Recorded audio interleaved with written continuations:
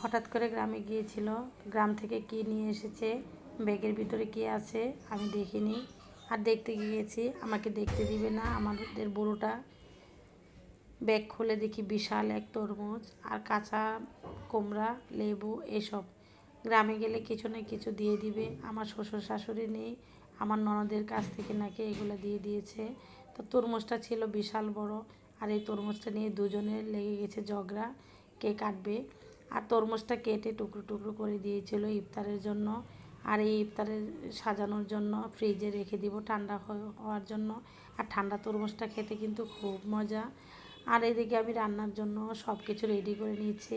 আমাদের বাসায় যেহেতু আমরা ইফতার তৈরি করি, অন্যদিকে আমার মেয়ে বেগুনি, আলুর চপ এগুলো বানিয়ে নিচ্ছিল। আর আমি মাছগুলো ধুয়ে রেডি করতেছিলাম। আর একে একে ইফতার বানানো শুরু হয়ে গেছে। ইফতার বানানো হয়ে গেছে। আর নাতির জন্য রোল নিয়ে এসেছে। আর রোলগুলো দেখে তো আমরা হাসতে হাসতে শেষ, এত ছোট ছোট রোল। অন্যদিকে রান্না প্রায় শেষের দিকে। আর এদিকে মাছের মাথা দিয়ে আর আমার বাগানের সবজি রান্না করতেছি আজকে। আর বাগানের শাক খেলে তো ভীষণ ভালো লাগে, যাই হোক। আর নিজের হাতের শাক খাওয়ার মজাই আলাদা।